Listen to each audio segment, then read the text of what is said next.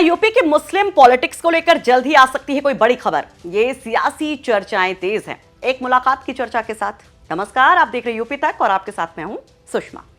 दरअसल जब भी हम देश के सबसे बड़े सूबे की मुस्लिम राजनीति की बात करते हैं तो इस राजनीति के केंद्र में होता है एक राजनेता जिसकी हनक जो है वो कई सारे किस्सा गोइयों में आपने अक्सर सुनी होंगी। वो सत्ता में रहे या ना रहे, खबरों की सुर्खियों में जरूर रहा है। महाकुंभ में भी जिस तरह की चर्चाएं थी, उस दौरान भी इस राजनेता की खूब चर्चा हुई। उनके कई सारे वीडियोस भी सोशल मीडिया पर वायरल हुए। जो नेताजी यानी कि मुलायम सिंह के दौर में भी बेहद मजबूत किरदार रहे, तो अखिलेश के दौर में भी उनका कद उतना ही बड़ा माना गया। लेकिन फिर एक दौर वो आया जब सत्ता बदली, भगवा काल शुरू हुआ और इन राजनेता के जेल का सफर भी। यकीनन आप समझ गए होंगे कि हम किन की बात कर रहे हैं। वो हैं आजम खान, जिन पर एक बार फिर से सबकी निगाहें टिक गई हैं कि क्या आजम खान जल्द ही कोई बड़ा फैसला ले सकते हैं, क्या कोई बड़ा इशारा मुस्लिम पॉलिटिक्स को लेकर दे सकते हैं। चर्चाएं तेज हुई हैं आजम खान के कथित सियासी उत्तराधिकारी अब्दुल्ला आजम के जेल से बाहर आने के बाद। जानकारी तो यह मिल रही है कि सीतापुर जेल में भी जहां आजम खान बंद हैं, वहां पर हलचल काफी बढ़ गई है।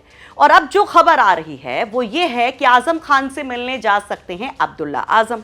सीतापुर जेल में बंद अपने पिता से वो मुलाकात कर सकते हैं और माना यह जा रहा है कि मार्च के पहले हफ्ते में ही वो सीतापुर जा सकते हैं। वैसे एक लंबा अरसा या यूं कहें कि तकरीबन 1.5 साल हो गया होगा अब्दुल्ला अपने पिता आजम से नहीं मिल पाए हैं।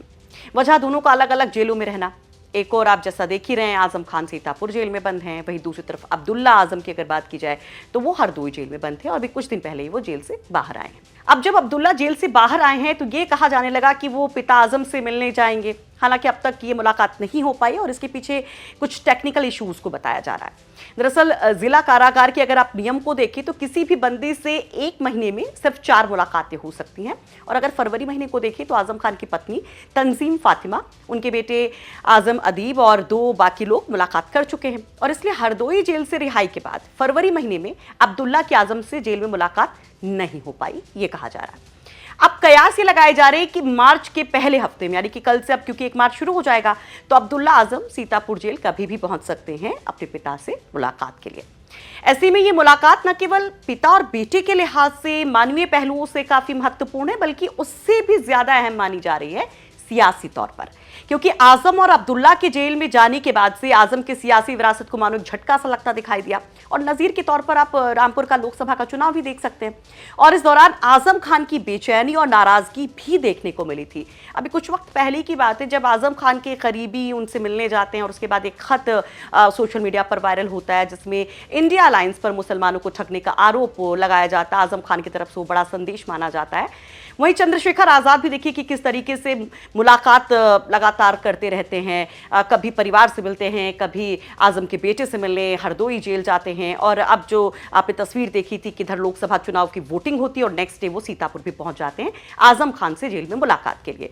तो ये भी कहा जा रहा है कि क्या यहाँ कुछ अलग खिचड़ी पकाई जा रही है। और जब बेटा अब्दुल्ला बाहर आ चुका है तो क्या आजम अब उनके जरिए कुछ नई रणनीति को ला सकते हैं? क्या कोई बड़ा सियासी उलटफेर करने की तैयारी कर सकते हैं?